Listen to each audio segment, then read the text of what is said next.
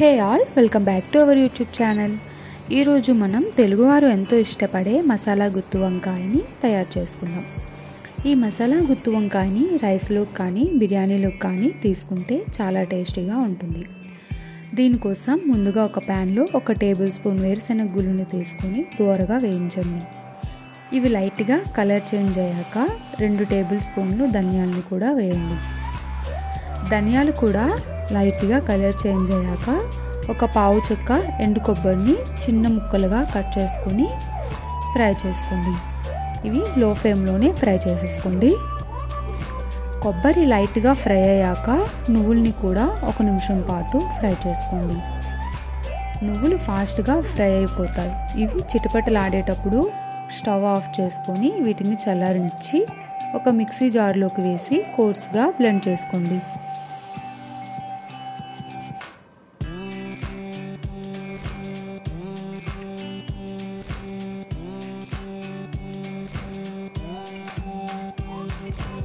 ఇది బ్లెండ్ అయ్యాక దీనిలోనే 2 ఇంచుల అల్లంని చిన్న ముక్కలుగా కట్ చేసుకుని యాడ్ చేసుకోండి. అలాగే 5-6 వెల్లుల్లిపాయలను కూడా వేసేసుకోండి.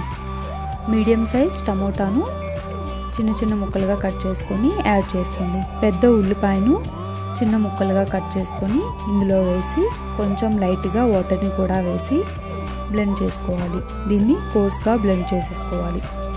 అలాగే పావు టీ స్పూన్ పసుపు, 2 చెంచాల కారం ఈ కర్రీలోకి ఎక్కువగానే పడుతుంది.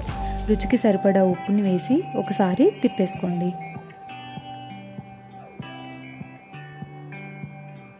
నేను చూపించే విధంగా పేస్ట్ చేసుకొని రెడీగా పక్కన పెట్టుకోండి. అలాగే ఒక గిన్నెలోకి వాటర్ తీసుకొని నేను పావు కేజీ చిన్న వంకాయల్ని తీసుకుంటున్నా. ఈ వంకాయల్ని అందులో వేసేసి కొద్దిగా కల్లుప్పు వేస్తే వంకాయల్లో ఉండే కారుదనం పోతుంది.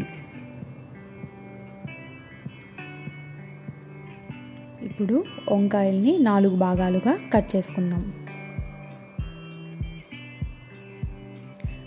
మనం రెడీ చేసి పక్కన పెట్టుకున్నాం కదా స్టఫ్, ఆ స్టఫ్ని వీలైనంత ఎక్కువగా ఈ వంకాయల్లోకి పట్టేటట్టు పెట్టేసుకోవాలి.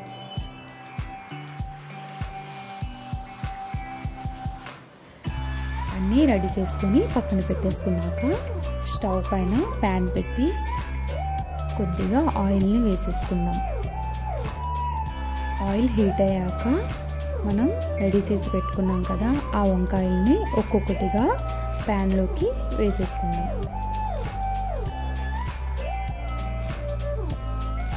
ఇవి లో ఫ్లేమ్లోనే ఫ్రై అవ్వాలి. హై ఫ్లేమ్లో పెడితే మాడిపోయే ఛాన్సెస్ ఉన్నాయి. నేను ఇందులోకి పచ్చిమిర్చి యాడ్ చేయడం మర్చిపోయాను. మీరు ఫస్ట్ పచ్చిమిర్చి వేసేసి తర్వాత వంకాయల్ని వేయండి. 2 పచ్చిమిర్చిని చీలికలుగా కట్ చేసుకొని యాడ్ చేసుకున్నా. దీన్ని మూత పెట్టి 5 నిమిషాలు ఫ్రై అవనివ్వండి. 5 నిమిషాల తర్వాత తీసి చూస్తే ఒకవైపు బాగా ఫ్రై అయ్యింది. ఈ వంకాయలను ఇంకో వైపుకు తిప్పుకొని రెండో వైపు కూడా బాగా ఫ్రై అవ్వాలి.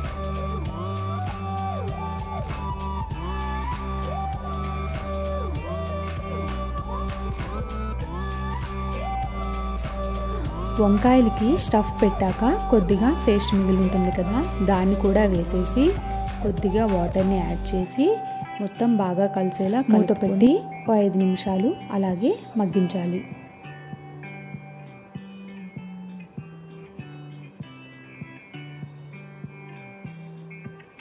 ఈ పేస్ట్ అనేది త్వరగా అంటుకుంటుంది.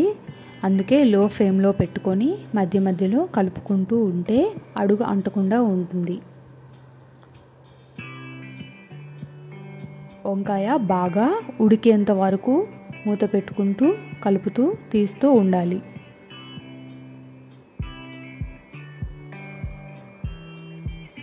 చూస్తున్నారు కదా, వంకాయ బాగా ఉడికిపోయింది. మనకి గ్రేవీ కూడా దగ్గరగా వచ్చేసింది. ఇప్పుడు ఇందులోకి 1 టేబుల్ స్పూన్ ధనియాల పొడిని కూడా వేసేస్తున్నాను. మొత్తం బాగా కలిసేలా ఒక్కసారి కలుపుకుందాం.